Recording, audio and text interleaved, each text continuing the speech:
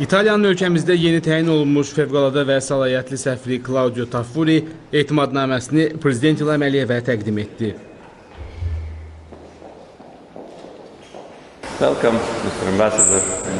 Madam, very glad to see you. I hope you will have a good time in Azerbaijan. You will spend several years here, and I'm sure you will witness from the first days that the people-to-people contact between our population is growing, and people in Azerbaijan know that Italy is a friendly country. So this is important, and you know all the history of our bilateral relations, all the important milestones, and of course signing of documents on strategic partnership actually reflected the substance of our cooperation. And this really elevates the level of partnership to a very high level. And we see a practical implementation of this important political development, because it's obvious that without a strong political ties, we wouldn't have been able to achieve already big progress in different areas. So political dialogue and strong political ties lay the foundation for cooperation in different areas, and many Italian companies are actively working in Azerbaijan, implementing important projects for our country, large-scale projects worth billions of dollars, and there are more opportunities in the future. So of course we started with energy cooperation and oil supply from Azerbaijan makes Italy our biggest trading partner, but I hope that we will find other areas in order to expand our trade turnover. Then, of course, implementation of the Southern Gas Corridor created absolutely new format for cooperation, long-term cooperation. Italy becomes one of the major markets for our natural gas, major market for our oil. So these are really important achievements in our bilateral cooperation, and Southern Gas Corridor is a really historical project of historical importance and big complexity. But now, I think, after all this has been accomplished, we need to look to the future, and the friendly countries need to find new areas of practical cooperation. And I'm sure that it will happen because Italian companies, among the first foreign companies which started to work with respect to reconstruction of the liberated territories. And you know that there are projects of big importance, of symbolic importance for Azerbaijan, and also projects of economic development and infrastructure.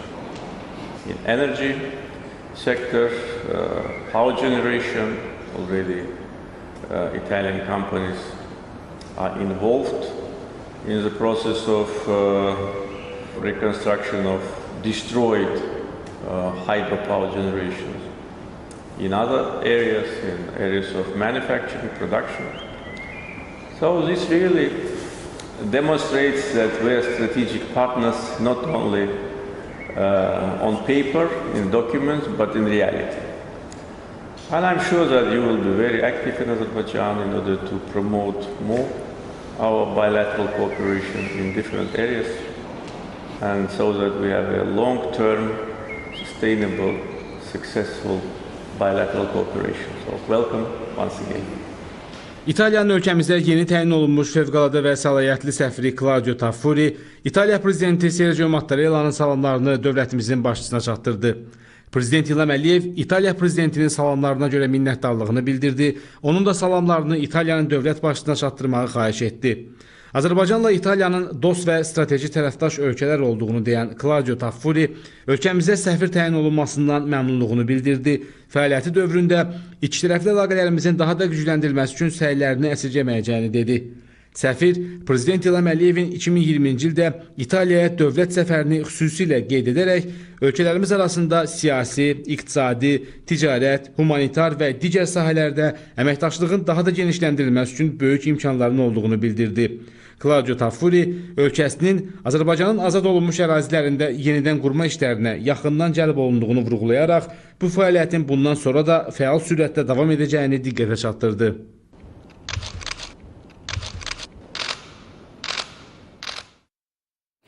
Prezident İlham Əliyev bugün Qvatemala Respublikasının, İrlandiyanın, Albaniya Respublikasının, Norveç Krallığının, Montenegro Respublikasının, Estoniya Respublikasının, Somali Federativ Respublikasının, Yeni Zelandiyanın, Sloveniya Respublikasının və Danimarka Krallığının ölkəmizdə yeni təyin olunmuş qeyri-rezident səfirlərinin etimadnamələrini qəbul edib.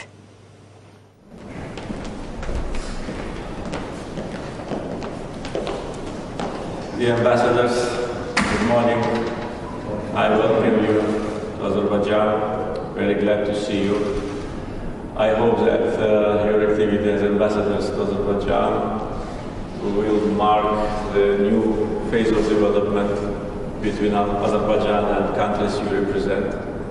I'm sure that we will find a lot of areas of cooperation in economic area, in the area of infrastructure development, cultural area, of course, and political development. With your countries, Azerbaijan actively cooperates in numerous international organizations. Of course, first of all, the United Nations, at the same time, OSCE, Islamic Cooperation Organization, Council of Europe, non-alignment movement. So we have very active contacts in different international formats. And I'm sure that this also will continue because between our countries we do not have any disagreements. And in general, Azerbaijan's foreign policy is aimed at strengthening cooperation with all the countries of the world. And I think this is the reason why Azerbaijan is now chairing the second after United Nations biggest international institution like non-aligned movement. We've been elected as a chair of non-aligned movement by unanimous decision of 120 countries. And it demonstrates the high level of international reputation of Azerbaijan, because being elected by unanimous decision of 120 countries means a lot.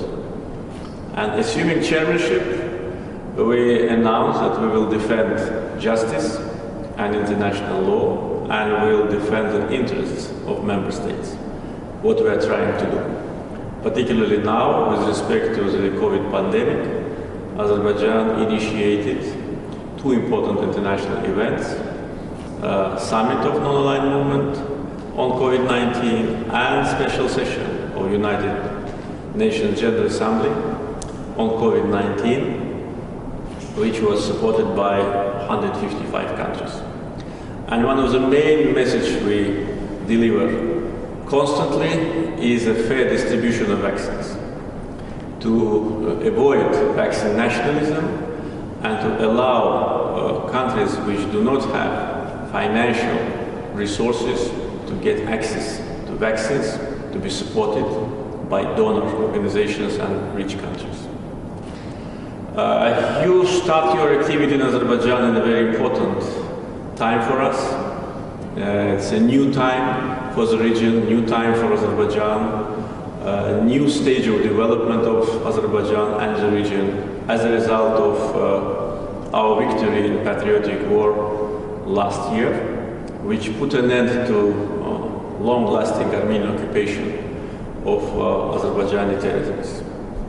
Despite decisions and resolutions of international organizations, Armenia did not comply with them and kept our lands under occupation for almost 30 years, brutally violated international law, brutally violated 4 United Nations Security Council resolutions which demanded complete and unconditional withdrawal of Armenian troops from our territories.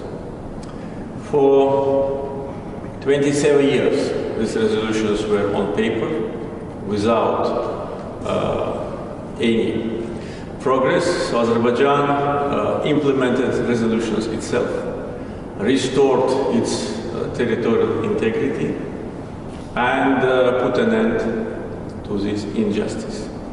Not only Security Council of United Nations, but also other international organizations like OSCE, Islamic Cooperation Organization, Council of Europe, and many others supported Azerbaijan's just position on the conflict with Armenia, and this created a very solid international foundation for settlement of this issue.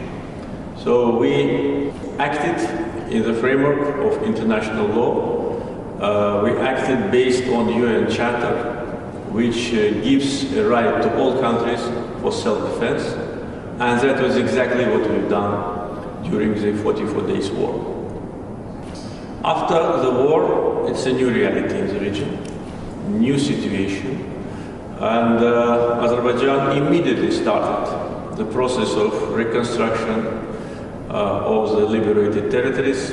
You will visit the liberated territories, you will see yourself the total devastation of our cities, villages, of our historical and religious sites. Vandalism and barbarism, these are maybe two words which can illustrate what Armenian state did on our lands during the years of occupation. We are now in front of the big challenge. We need to return internally displaced persons. We need to return hundreds of thousands of Azerbaijanis back, but it is not possible today because of landmines. Hundreds of thousands of landmines have been planted by Armenians, and after was stopped for the last 7 months, we had more than 100 Azerbaijanis killed or injured because Armenia did not give us the landmines.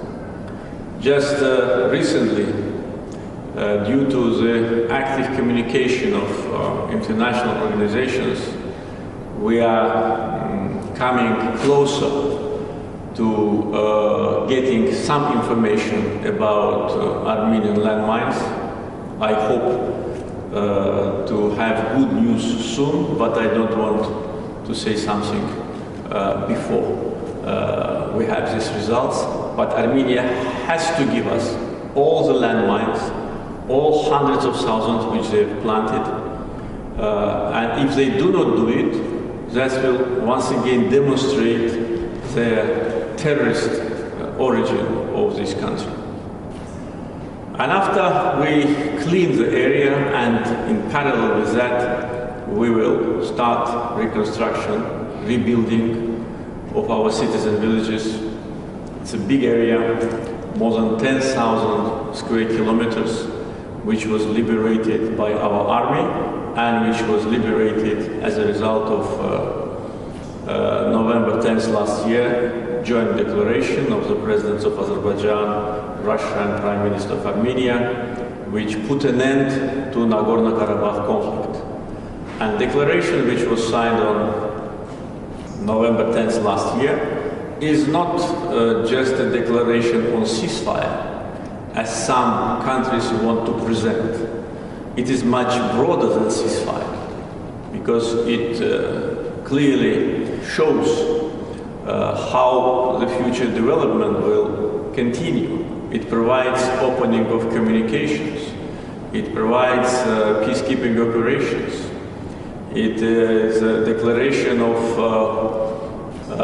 the future cooperation in the region. Therefore, it's not a ceasefire document as some want to present it. It's a foundation for peace agreement between Azerbaijan and Armenia. And unfortunately, our public statements that we are ready to start negotiations with Armenia on peace agreement are not answered by Armenian government. Our proposal, which is supported by big international actors, to start negotiation on delimitation of state border with Armenia also is ignored by Armenian government. This we cannot understand. If Armenia wants peace, we need to have peace agreement. If Armenia wants war, they will get the same result as they got last fall. If Armenia wants peace, they need to start negotiation with us on delimitation. If they don't do it, they will regret. So we are ready for new phase of development in the Caucasus. We are ready for peace, and we demonstrate it. And I'm sure that during your future visits to Azerbaijan, you will see that our words and our statements and our signature has the same value. Once again, I'd like to welcome you to our country, wish you success, and hope you will visit Azerbaijan frequently. Thank you. Ambassador of the Republic of Guatemala, His Excellency Mr. Jairo David Estrada Barrios.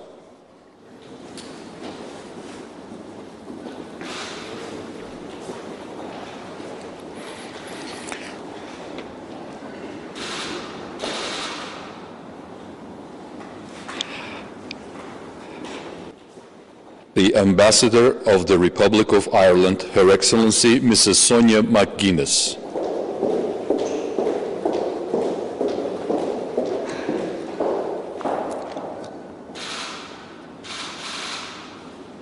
The Ambassador of the Republic of Albania, His Excellency Mr. Kastriot Robo.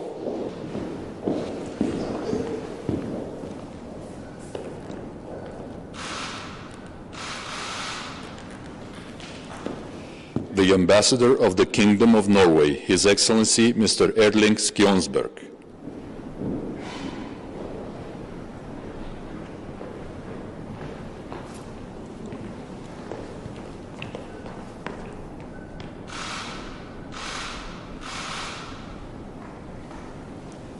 The Ambassador of Montenegro, His Excellency Mr. Periša Kastratović.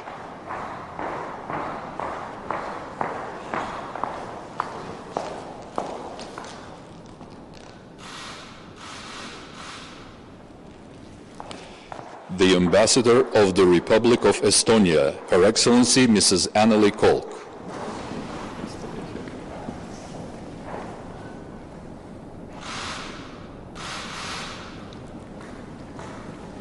The Ambassador of the Federal Republic of Somalia, His Excellency Mr. Jama Abdullahi Mohammed.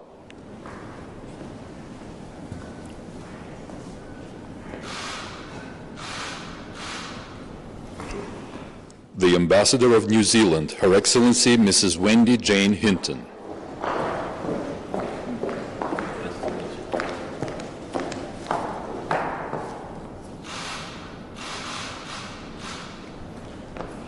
The Ambassador of the Republic of Slovenia, His Excellency Mr. Primož Šeligo.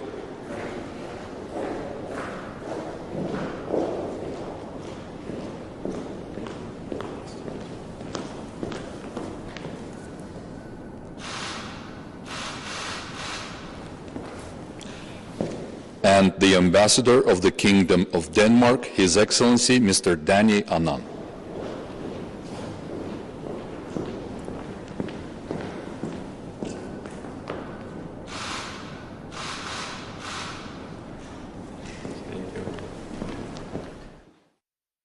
Prezident İlham Əliyev səfirlərlə ikitərəfli əlaqələr və regional məsələlər barədə söhbət etdi.